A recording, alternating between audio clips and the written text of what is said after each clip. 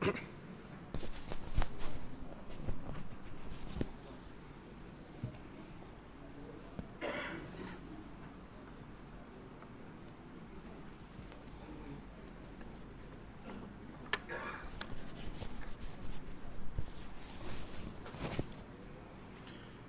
حضرة نبينا المصطفى رسول الله صلى الله عليه وسلم.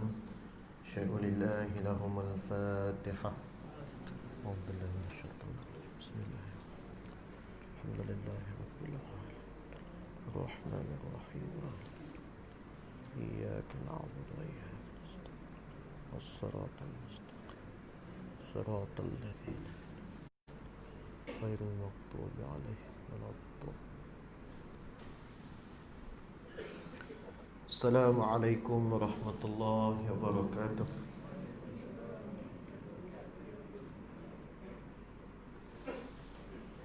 Alhamdulillahilladzi anzala as-sakinata fi qulubil mu'minin liyazdadu imana ma'a imanihim walillahi junudus samawati wal ard wa kana Allahu aliman hakima. أشهد أن لا إله إلا الله وحده لا شريك له وأشهد أن سيدنا محمدا عبده ورسوله وصفيه من خلقه وحبيبه بلغ رسالة وأدى الأمانة ونصح الأمة وكشف الغمة وتركها على نهجة البيضاء ليلها كنهارها لا يزيل عنها إلى هالك. بسم الله الرحمن الرحيم. نويت التعلم والتعليم والتذكر والتذكير والنفع والانتفاع والإفادة والاستفادة والحث على تمسك بكتاب الله وسنة رسول الله صلى الله عليه وسلم ودعاء إلى الهدى والدلالة على الخير ابتغاء وجه الله ومرضاته وقربه وثوابه لله تعالى. اللهم افتح بيننا وبين قومنا بالحق وأنت خير الفاتحين. سبحانك لا علم لنا إلا ما علمتنا إنك أنت العليم الحكيم ولا حول ولا قوة إلا بالله العلي العظيم ولا حول ولا قوة إلا بالله العلي العظيم ولا حول ولا قوة إلا بالله العلي العظيم. Thumma amma ba'd. Yang dimuliakan Ayahanda Tuan Imam dan Jawatan Kuasa Masjid yang hadir, seterusnya yang saya hormati lagi saya sayangi, ayah-ayah saya serta ibu-ibu saya yang hadir pada malam yang barakah ini. Alhamdulillah, marilah sama-sama kita memanjatkan setinggi-tinggi rasa syukur kita kepada Allah Subhanahu wa taala kerana di atas limpah kurnia serta inayah pertolongan Allah dapat sama-sama kita hadir ke rumah Allah ini bagi melaksanakan kewajipan kita, iaitu salat fardu yang ditunaikan secara berjemaah. Alhamdulillah, kita telah pun selesai menunaikan salat fardu maghrib secara berjemaah. InsyaAllah ta'ala dengan masa, peluang dan ruang yang Allah berikan pada kita pada malam ini, dapatlah sama-sama kita duduk sebentar sementara kita menantikan waktu Isyak sambil kita niat i'tikaf di masjid ini bagi mendengar serba sedikit perkongsian ilmu. Mudah-mudahan Allah Subhanahu wa taala menurunkan rahmat dan berkat di sepanjang majlis kita ni berlangsung, insya-Allah. Ibu dan ayah yang saya hormati, kita sambung kembali pengajian kitab kita Bustanul Arifin yang dikarang oleh Al-Imam Abu Zakaria Mahyuddin Ibn Sharif An-Nawawi ataupun nama sebenarnya Al-Imam An-Nawawi. Dan kita masih lagi pada bab yang pertama, iaitu pada menyatakan ikhlas dan menghadirkan niat pada sekalian amalan yang zahir dan batin. Pada bulan sudah kita dah pada minggu sebelum ini kita dah terangkan sedikit, dan insya-Allah kita sambung dan firman-Nya lagi. Faqala musannif rahimahullah, kata pengarang, wa nafa'ana bil ulumihi fitarain, amin. Mudah-mudahan kita mendapat manfaat daripada ilmunya. Allah dan berfirmannya lagi, wa may yakhruj min baitihi muhajiran ila Allah wa rasulihi thumma yudrikhul maut faqad waqa'a ajruhu 'ala Allah. Sadaqallahul azim. Surah An-Nisa ayat yang ke-100. Dan sesiapa yang keluar daripada rumahnya dalam keadaan berhijrah kepada Allah dan Rasulnya, kemudian ia diragut oleh kematian, maka sebenarnya pahalanya telah tersimpan di sisi Allah Subhanahu wa taala. Dalam ayat ini menceritakan tentang keikhlasan niat. Dan apabila dia pergi berhijrah, hijrahnya itu kerana Allah dan Rasul. Kemudian dalam perjalanan hijrahnya itu Allah ambil nyawanya. Allah ambil nyawanya. Lalu kata Allah, pahalanya itu telah tersimpan di sisi Allah, kerana keikhlasan dia dalam mengerjakan ibadah, kerana keikhlasan dia dalam berhijrah kerana Allah. Bermaksud, kalau kita niat ikhlas, suatu perbuatan yang kita niatkan ikhlas kerana Allah, maka di sisi Allah sudah ada pahalanya. Pahala kita sudah ada. Inilah besar ganjaran ikhlas. Ikhlas ini seperti yang kita pernah sebut dululah, tak senang untuk diungkapkan, tetapi sukar untuk dikerjakan. Sebut bolehlah ikhlas, tapi nak melaksanakan ikhlas itu agak sukar. Inilah keikhlasan. Dan firmannya lagi, Rabbukum, a'udzubillahi minasyaitonir rajim, Rabbukum a'lamu bima fi nufusikum. Surah Al-Isra ayat 25. Dan Tuhanmu sangat mengetahui dengan apa yang ada di dalam hatimu. Allah tahu apa yang ada di dalam jiwa kita. Allah tahu apa yang ada di dalam hati kita. Ibu dan ayah yang saya hormati, kita tahu bahawa hati ini dia merupakan raja kepada sekalian anggota. Sebab itu dalam satu hadis Nabi yang diriwayatkan oleh Imam Muslim, kata Nabi, idza salahat salahal jasadu kullu wa idza fasadat fasadal jasadu kullu. Apabila ianya baik, maka baiklah keseluruhan tubuh badannya. Apabila ianya jahat, ianya buruk, maka buruklah tindakannya, maka buruklah jasadnya. Buruk jasad ni maksud kata dia punya anggotanya akan melakukan benda yang tak baik. Apa dia? Nabi kata, ala wahiyal qalb. Ketahuilah ianya adalah hati. Nabi sebut, kalau ia baik, maka baiklah tindakannya. Kalau ia jahat, ia tak baik, maka perbuatannya turut menjadi tak baik. Apa dia? Iaitulah hati. Kerana itulah hati ni, dia merupakan raja bagi sekalian jasad. Dalam satu hadis lain pula, Nabi sebut, Innallah la yanzuru ila suwarikum wa ajsadikum, walakin yanzuru ila qulubikum wa a'malikum. Sesungguhnya Allah tidak melihat kepada rupa paras kamu, dan Allah juga tidak melihat keadaan fizikal kamu. Tetapi apa yang Allah lihat, Allah melihat hati kamu dan juga amalan kamu. Di sinilah tempat Allah menilai kita, iaitulah hati kita. Kadang apa yang diucapkan oleh mulut tak sama dengan apa yang ada dalam hati. Kadang mulut kata ya, hati kata tak.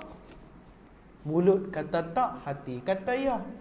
Nampak? Keikhlasan itu mestilah Nak dizahirkan keikhlasan itu, apa yang diungkapkan oleh lisan kita mestilah datang daripada lubuk jiwa kita.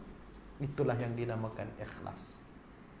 Macam contoh kita menasihati anak kita kan. Kita nasihat mereka bukanlah kerana nafsu kita. Ya, memang kita marah, tapi kita menasihati. Tak. Kalau nak ikutkan hati, dia buat benda hak tak elok, kita tak peduli kan. Lantak pergi kat dia. Tapi bila dia buat salah, kita tegur dia, kita menasihatinya. Sudah tentulah kita menasihatinya datang daripada jiwa, datang daripada hati ikhlas seorang ayah, datang daripada hati ikhlas daripada seorang ibu. Tidak ada seorang ibu dan ayah yang menasihati anaknya melainkan datang keikhlasan di dalam jiwa dia. Tak, mestilah dia nasihat. Tak, ni mak nak sihat, pak nak nasihat kamu ni, esok kamu pergi belajar jauh. Tak, jangan lupa solat. Nampak? Kita nasihat dah. Tak, apa yang kita nasihatkan itu adalah datang daripada hati kita. Jika benar datang daripada jiwa kita, ikhlas kita dalam menasihati dia, insya-Allah dia akan ingat dan dia akan amalkan sampai bila-bila. Tapi kalau kita menasihati dengan hawa, dengan kemarahan, tak, kemudian bukanlah kerana ikhlas untuk menasihatinya, mungkin la tu dia ingat, mungkin waktu tu dia ingat, lepas tu kau lupa habis dah. Tak. Sebab tu dalam menasihati tu dia ada caranya lah. Tak. Kita lihat seperti yang kita pernah sebut dulu, kita lihat para al-ulama. Mereka menasihati, mereka menyampaikan ilmu datang daripada keikhlasan jiwa mereka. Kalau tidak, tak adalah kekal kitab mereka sampai sekarang. Al-Imam An-Nawawi dah meninggal hampir ratusan tahun dah, ribuan tahun lebih kurang. Hampir kepada ribuan tahun, hampir kepada ribu, nak masuk ratusan tahun. Tapi kitabnya sampai sekarang lagi kita baca. Syekh Daud Al-Fatani sudah meninggal ratusan tahun, tetapi kitab mereka masih lagi dibaca sampai sekarang. Dan imam-imam yang lain, tuan-tuan guru kita yang lain yang mengarang kitab, sekalipun mereka dah tak ada lama, tapi kalam nasihat mereka masih kekal di ingatan kita. Tandanya apa?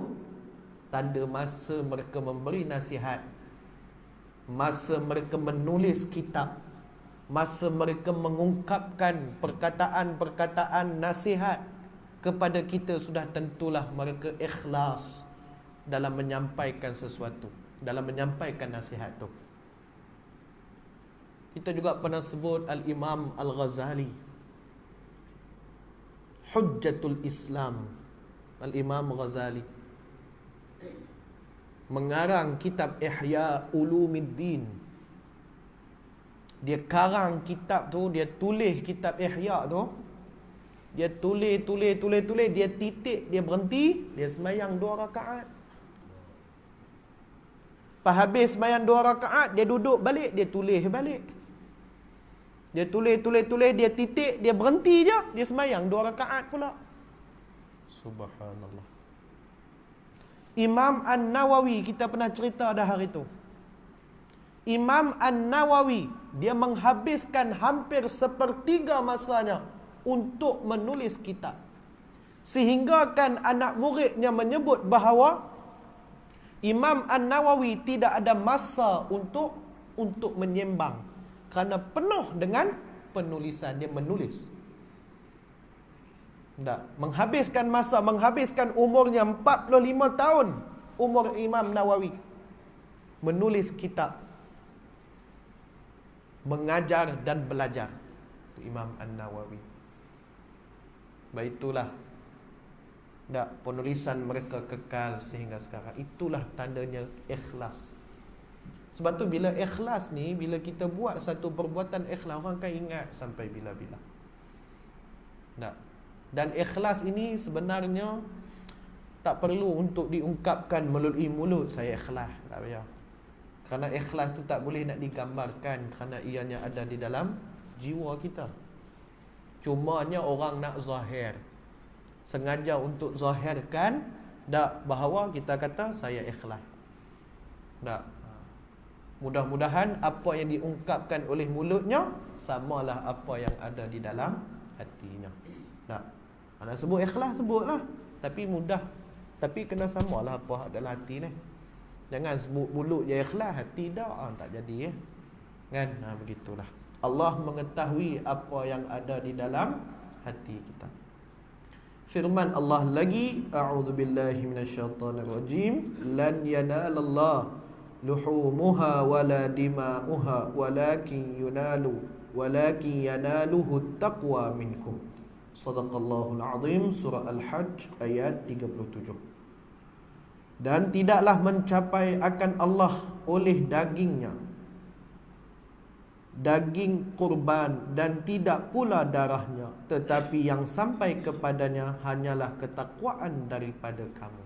Inilah dalil yang mengatakan bahawa bukanlah binatang korban itu yang sampai kepada Allah, ialah ketakwaan, keikhlasan kita dalam kita melakukan ibadah korban. Berarti ikhlas itulah Allah nilai, keikhlasan kita itulah Allah lihat. Seperti yang ulama sebut, bukanlah dilihat kepada banyak, bukanlah dilihat besarnya serbannya, tetapi dilihat keikhlasan jiwanya. Ulama menyebut tidaklah dilihat besarnya serbannya. Serban punya besar, tapi hati tak pernah ikhlas. Sebab tu ulama kata tak dilihat kepada besar serbannya, tetapi apa yang Allah melihat, keikhlasan jiwanya. Allah tengok apa yang ada di dalam qalb, hati kita.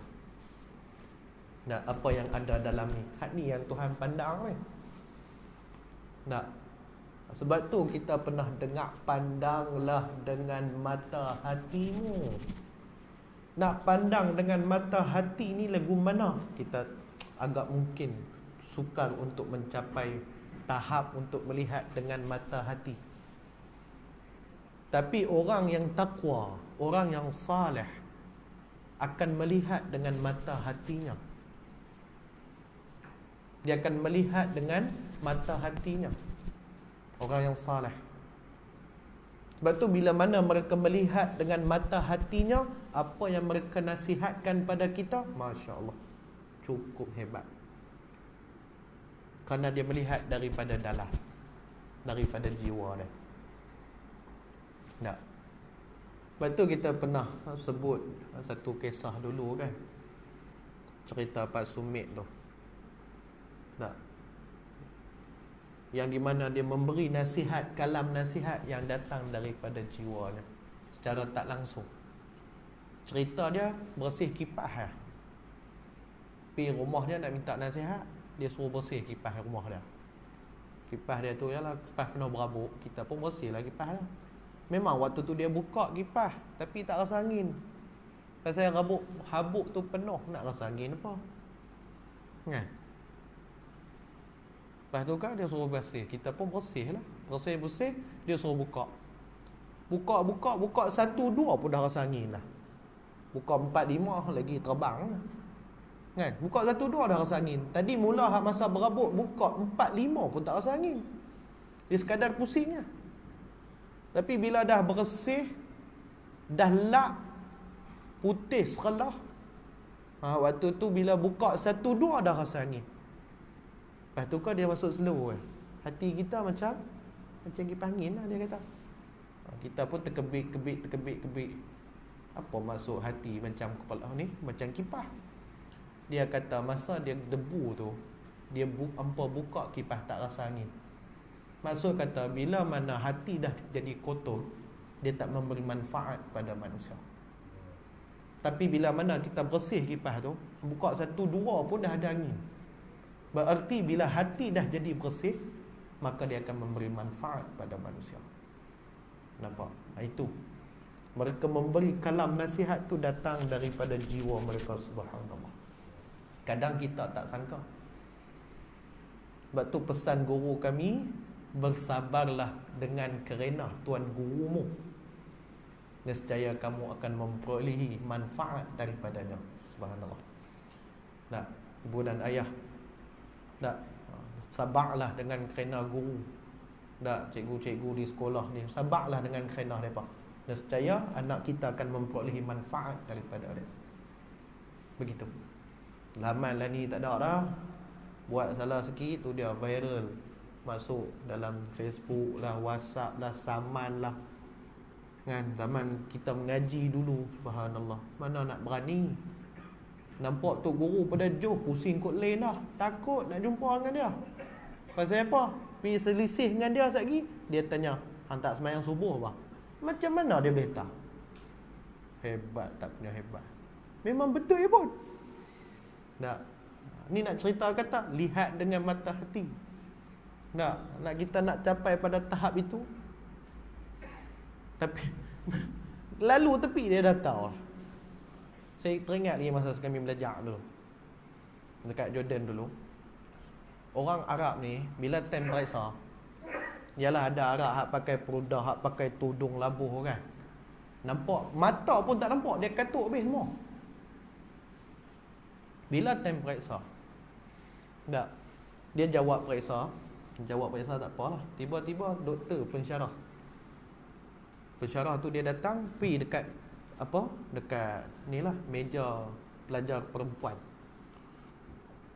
Dia kata, hang keluar, dia cakap Arab lah, hang keluar apa yang ada dalam kepala kamu, dia kata.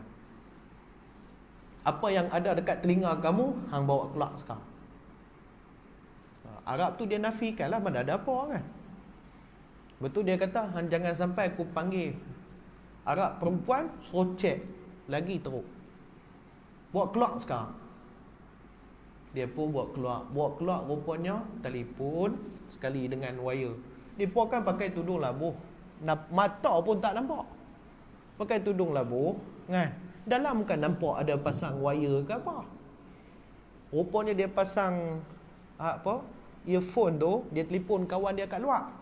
Kawan kat luar tu tengah tengok kitab kan. Dia pakai perudah, kalau dia cakap pun mana nampak. Ni soalan nombor 1 ni, apa maksud bai' salam?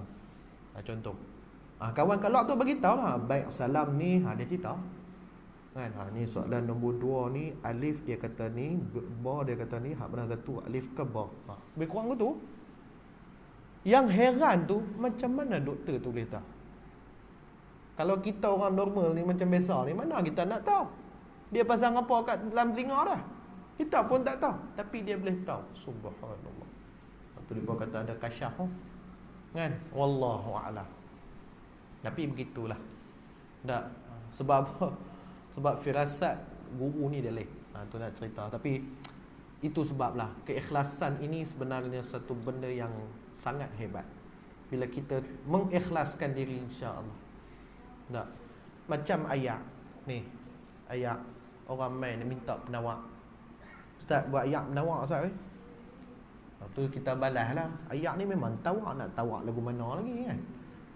Minta ayat penawar. Ayat ni memang dah tawak, nak tawak lagu mana. Dah maksudnya bacalah apa-apa pun kan. Kita bukan reti, tapi sebab kerana kita ikhlas nak menolong. Kita cuba nak, kita ikhlaskan diri kita nak menolong, dan kita yakin dengan ayat Allah, baca bismillah pun jadi. Nampak? Hebatnya ikhlas lah. Nah. Tapi kalau diri pun tak ikhlas, tak yakin dengan ayat Allah, hang baca pilah 1 juzuk kali pun, mana nak mau. Sedangkan diri sendiri pun muzabzabit, Arab kata. Muzabzabit ni maksudnya taraddud. Masih lagi taraddud. Nak ikhlas ke tak ikhlas? Yakin ke tak yakin? Itu taraddud tu. Tak. Tapi kalau kata betul ikhlas, niat nak menolong, yakin dengan ayat Allah, baca bismillah pun, insya-Allah kom jadi. Nak cerita hebatnya ikhlas ni. Ada tu cerita dah. Berkata Sayyiduna Abdullah bin Abbas radhiyallahu taala anhuma dalam menerangkan ayat ini, yang sampai kepada Allah Ta'ala ialah niat di dalam hati kamu. Itu yang sebut tadi ni. Bukanlah dilihat pada binatang korban, tetapi keikhlasan kita dalam mengerjakan ibadah korban tu. Dan berkata Ibrahim An-Nakhi rahimahullahu ta'ala, taqwa itu ialah suatu amal yang dikehendaki dengannya akan keredaan Allah Ta'ala. Kata Ibrahim Nakhai, dia menyebut bahawa takwa itu ialah suatu amal yang dikehendaki dengannya akan keredaan Allah. Buat satu amal nak memperolehi redha Allah, itulah takwa, kata Ibrahim Nakhai. Buat satu perbuatan kerana nak mendapatkan keredaan Allah, maukan Allah Ta'ala redha. Ma huwa redha, apa itu redha? Redha tu apa? Makna kata Allah Ta'ala menyukainya, menerimanya, itu redha. Tak, macam kita lah. Tak, anak kita nak keluar, mak ni pak cik nak keluar Ustaz. Nak pergi mana? Nak pergi pekan. Tak payah keluar lah. Nampak? Kita tak redha untuk dia keluar. Mana kita tak apa nak gemar dia keluar. Dia keluar juga. Bahaya. Tak. Sebab redha ni cukup penting. Tak. Itu anak dengan mak ayah dia. Ni kita dengan Allah Ta'ala. Tak. Dan pula nak duduk di atas muka bumi ni. Tak. Sebab tu redha ni, maksud kata Allah Ta'ala terima, suka tu cukup penting bagi kita. Tak. Kerana bila kita buat satu perbuatan, satu amal, kita mahukan Allah Ta'ala redha dengan perbuatan kita tu. Kita nak Allah Ta'ala suka dengan apa yang kita buat. Kita nak Allah Ta'ala terima apa yang kita buat. Satu. Dan berkata Imam Abu Hasan Al-Wahidi rahimahullahu ta'ala, berkata Imam Az-Zujaj rahimahullahu ta'ala, makna ayat ini ialah Allah Ta'ala tidak akan menerima darah ataupun daging korban apabila ianya tidak disertai dengan takwa. Allah Ta'ala hanya menerima daripada kamu akan amalan yang dilakukan untuk mencari ketakwaannya. Allah terima ketakwaan kita. Sebab tu dalam satu hadis Nabi dah sebut, la fadla ala a'rabiyyin ala a'jamiyyin illa bitaqwa. La fadla ala a'rabiyyin, tidak ada kelebihan ke atas orang Arab, wa ala a'jamiyyin, dan ke atas orang A'jam. Orang A'jam ni orang apa? Orang Sin. Maksudnya orang selain daripada orang Arab disebut dengan panggilan orang A'jam. Selain daripada Arab ada disebut sebagai orang A'jam. Kita orang A'jam lah, kerana kita bukan orang Arab. Nabi kata tak ada lebih pun orang Arab ke atas orang A'jam illa bitaqwa, melainkan dengan ketakwaan. Sekalipun Nabi kata ana min Quraisy, aku daripada Quraisy, ana min Arab, aku daripada Arab. Walaupun Nabi daripada Arab, Nabi daripada keturunan Quraisy, Bani Hashim, tapi Nabi kata tak ada lebih pun ke atas orang Arab itu, walaupun aku datang daripada mereka. Yang lebihnya adalah ketakwaan. Itu saja bezanya. Tak ada lebih pun orang yang duduk atas ni dengan ibu ayah yang ada di bawah, tak ada apa lebih pun melainkan ketakwaan. Kalau ibu dan ayah lebih takwanya, maka lebih mulia daripada orang yang duduk atas ni. Tu cerita dia. Tak ada apa pun lebihnya. Yang melebihkan kita adalah ketakwaan kita kepada Allah. Takwa itu dia termasuk ketakutan, dia termasuk keikhlasan, dia termasuk keredaan. Itu takwa. nak dapat 3 sekaligus ni. Dalam satu perbuatan amalan yang kita buat. Mudah-mudahan insya-Allah. Maka oleh kerana itulah dapat disimpulkan bahawa sebarang ibadah tidak sah kecuali dengan niat. At-taqarrub ila Allah Ta'ala, iaitulah untuk mendekatkan diri kepada Allah dan menunaikan kewajipan yang disuruh. Kesemua ulama fiqh mereka berittifaq, maknanya mereka bersetuju mengatakan bahawa setiap perbuatan mestilah dimulakan dengan niat. Tak ada perbuatan yang tak ada niat. Tak. Semua perbuatan yang kita buat mesti dimulakan dengan niat. Salat mesti ada niatnya. Mandi hadas mesti kena ada niatnya. Itulah yang membezakan. Apa beza mandi biasa dengan mandi wajib? Niat. Kalau kita mandi masuk bilik air tak niat apa, terus mandi lagu tu dia jadi mandi harui. Kalau kita buka paip, ada mandi, buka shower kita mandi niat sunat, dia jadi sunat. Kalau kita buka shower niat wajib, dia jadi mandi hadas. Niat itu yang membezakan mandi sunat, mandi wajib, mandi biasa, mandi harui. Kerana niat. Sebab tu niat ini penting. Tayamum, niat. Tak. Rukun tayamum, niat. Meratakan air itu mandi hadas. Niat, kemudian nyapu muka, nyapu tangan. Tertib. Kalau mandi hadas, niat, meratakan air. 2 je syarat. Tak. Kalau solat 13 rukun, niat juga ada. Tak. Lagi apa lagi? Dan ibadat-ibadat lain, haji, niat. Ihram, kita pakai ihram, tapi tak niat ihram. Dia jadi pakaian, dia jadi ihram tak? Dia tak jadi ihram lah. Hanya sekadar pakai je. Sebab tu kata ulama, tak, kita mandi sunat ihram. Kita mandi sunat ihram, lepas habis mandi sunat ihram, kita pakai ihram, kita buh minyak wangi. Boleh ke tak?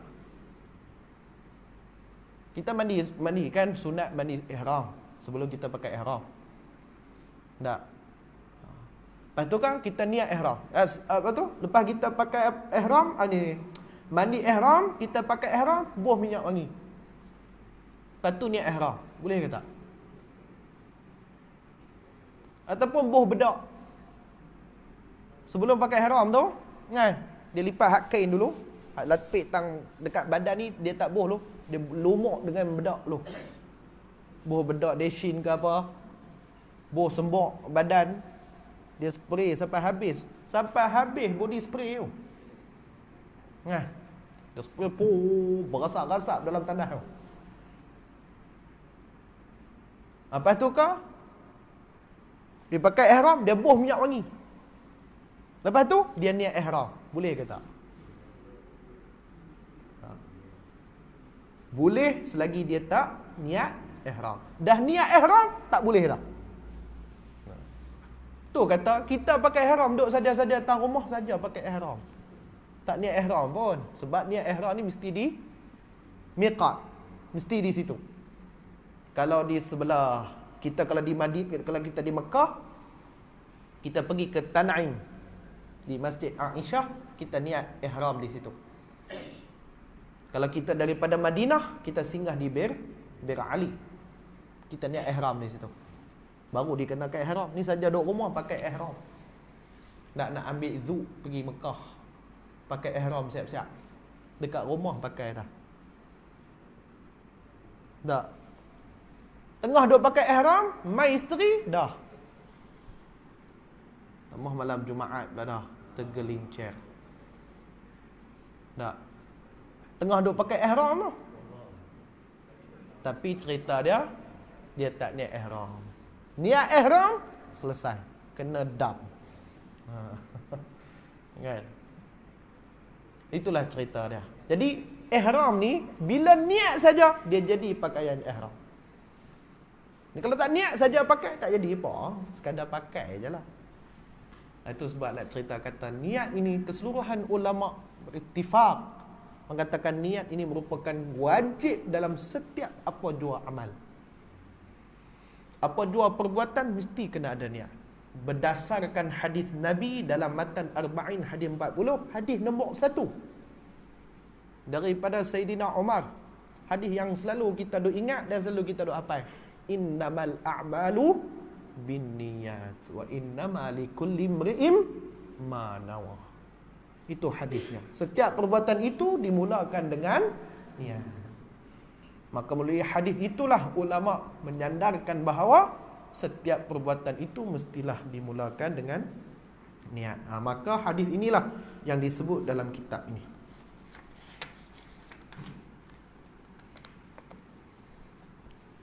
Hadis ini telah diittifaqkan oleh para ulama. Ittifaq ni maksudnya dipersetujui oleh majority. Itu ittifaq. Dak majority ulama mereka bersetuju. Itu ittifaq. Dak majority keseluruhan ulama. Walaupun ada yang menolak. Yang menolak itu yang dipanggil sebagai golongan minority. Hanya sekadar 1-2 orang saja yang tak setuju, sedangkan majority menerima, maka diterima pendapat tu.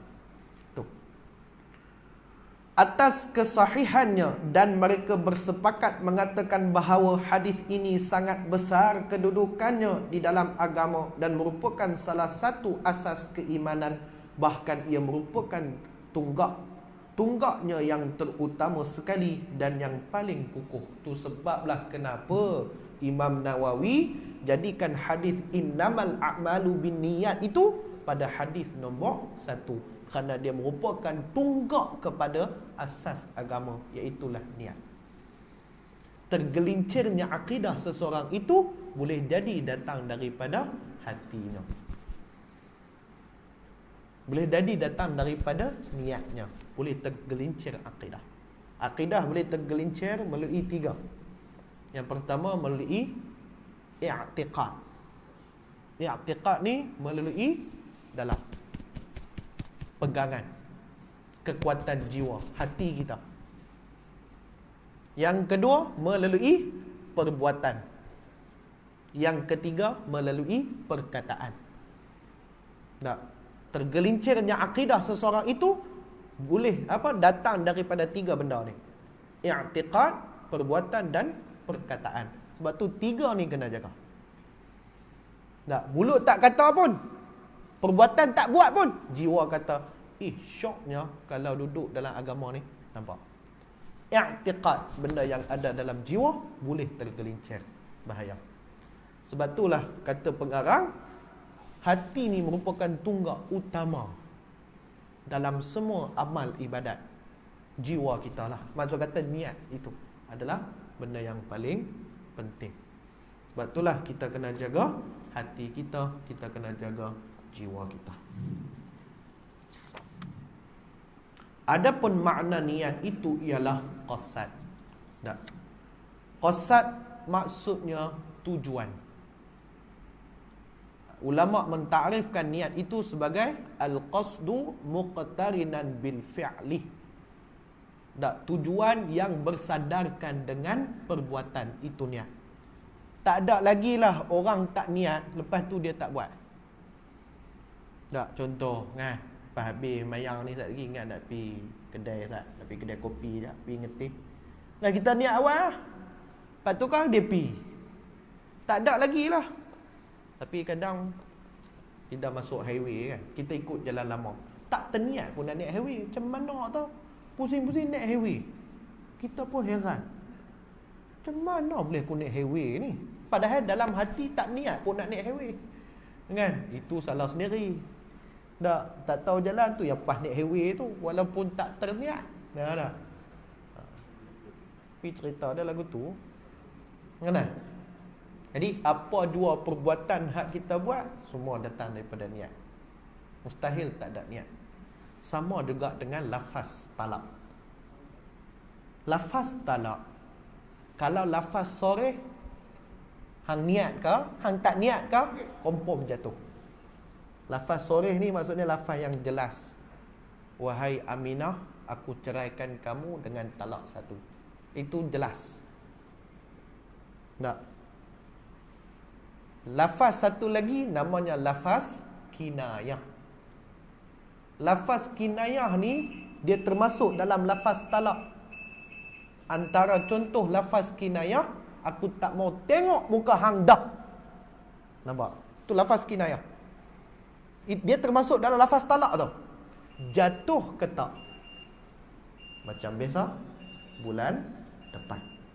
Nah, jadi insya-Allah kita berhenti takat ni dulu. Kita akan sambung lagi cerita ni pada kuliah kita yang akan datang.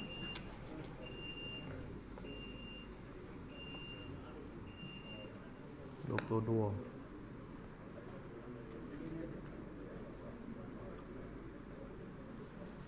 Saya mohon pada Bilal untuk laungkan azan, kerana lepas ni kita terus buat tahlil. Sebab ada hamba Allah yang berhajat untuk kita buat tahlil. Jadi boleh azan dulu, kemudian kita terus buat tahlil. Kan nak semayang ke mana? Buat tahlil, no? Buat tahlil. Bolehlah kalau nak azan dulu.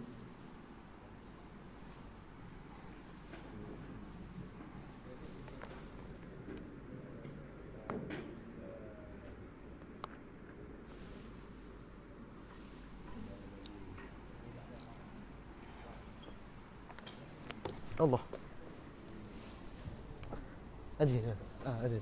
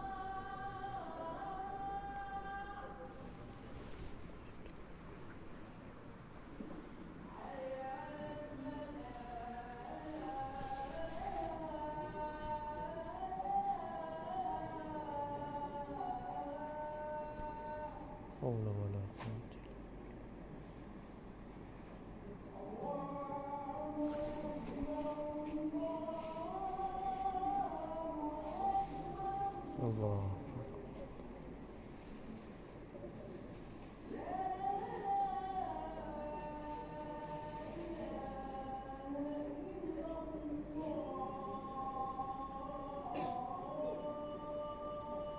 La ilaha illallah.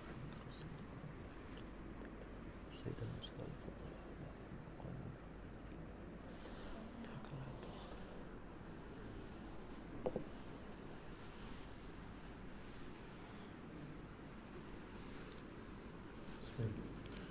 إلى حضرة النبي المصطفى رسول الله صلى الله عليه وسلم شأن الله لهم الفاتحة. أعوذ بالله من الشيطان الرجيم. بسم الله الرحمن الرحيم. الحمد لله رب العالمين الرحمن الرحيم مالك يوم الدين إياك نعبد وإياك نستعين اهدنا الصراط المستقيم صراط الذين أنعمت عليهم غير المغضوب عليهم ولا الضالين آمين. بسم الله الرحمن الرحيم.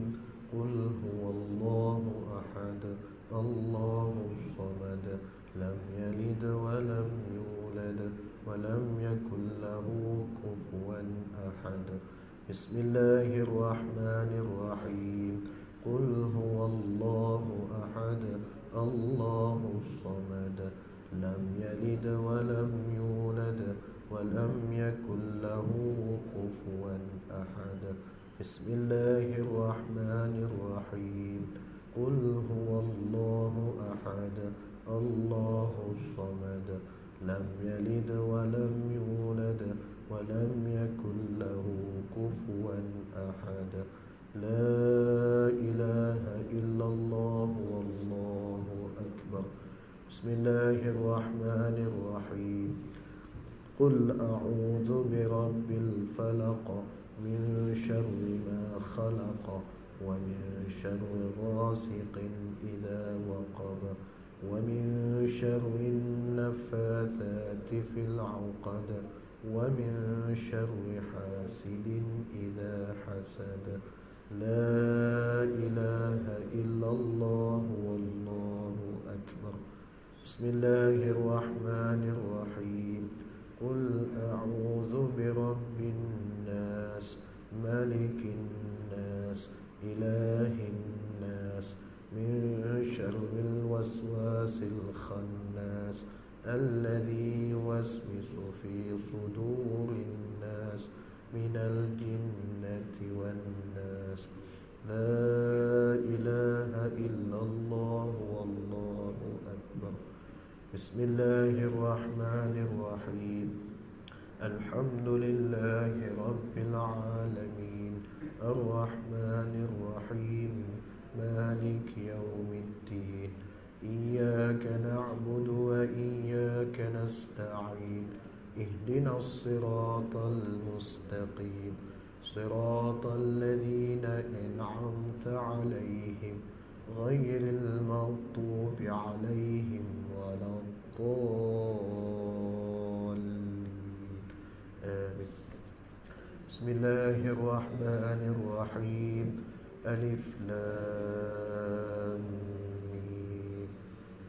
ذلك الكتاب لا ريب فيه هدى للمتقين الذين يؤمنون بالغيب ويقيمون الصلاة ومما رزقناهم ينفقون والذين يؤمنون بما أنزل إليك وما أنزل من قبلك وبالآخرة هم يوقنون أولئك على هدى من ربهم وأولئك هم المفلحون. وإلهكم إله واحد لا إله إلا هو الرحمن الرحيم. الله لا إله إلا هو الحي القيوم لا تأخذه سنة ولا نوم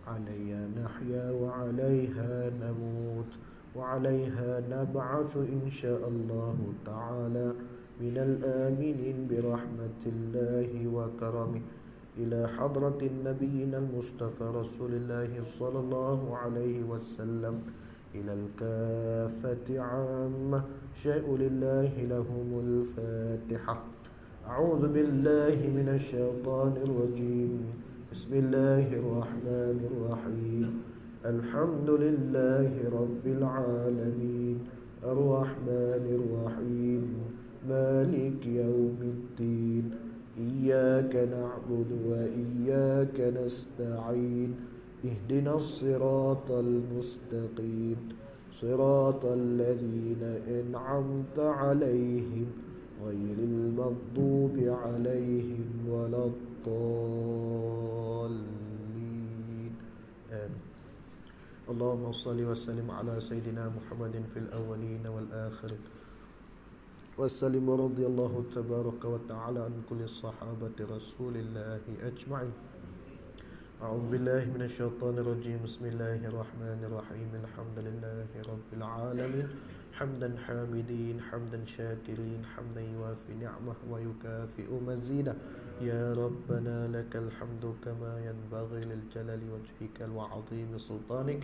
اللهم صل وسلم على سيدنا محمد صلاة تنجينا بها من جميع الأهوال والآفات وتقضي لنا بها من جميع الحاجات وتطهرنا بها من جميع السيئات وترفعنا بها عندك أعلى الدرجات وتبلغنا بها أقصى الغايات من جميع الخيرات في الحياة وبعد الممات وعلى آله وصحبه وسلم تسليما كثيرا برحمتك يا أرحم الراحمين.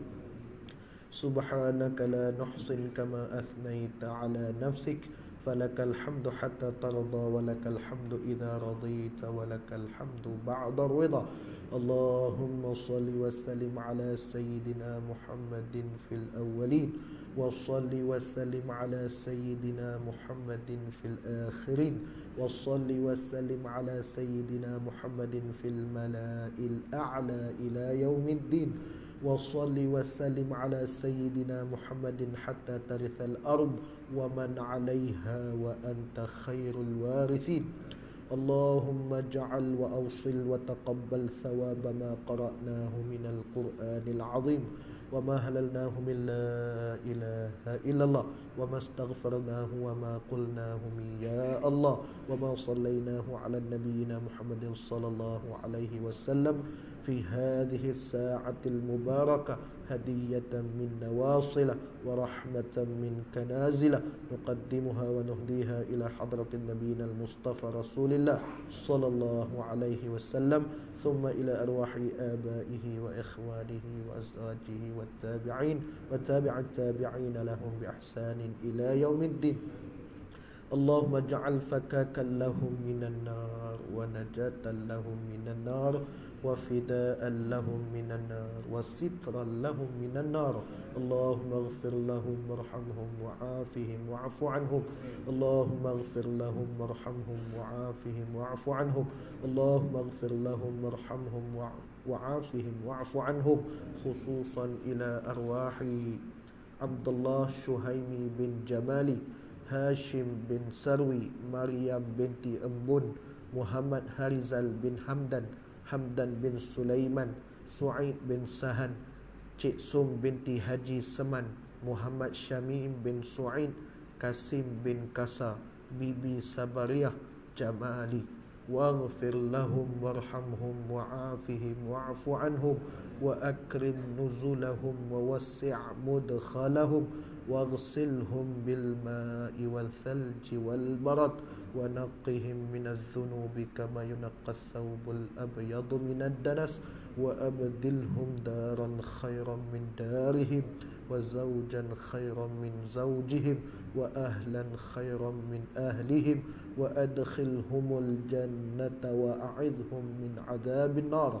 اللهم انقلهم من ضيق القبر واللحود إلى جنتك جنات الخلود إلى ظل ممدود وماء مسكوب وفاكهة كثيرة لا مقطوعة ولا ممنوعة وفرش مرفوعة مع الذين أنعمت عليهم من النبيين والصديقين والشهداء والصالحين وحسن أولئك رفيقا يا أرحم الراحمين.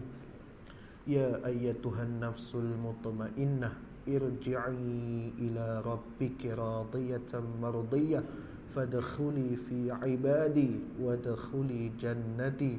ربنا آتنا في الدنيا حسنة وفي الآخرة حسنة وقنا عذاب النار وقنا عذاب النار وقنا عذاب النار وأدخلنا الجنة مع الأبرار يا عزيز يا غفار يا رب العالمين.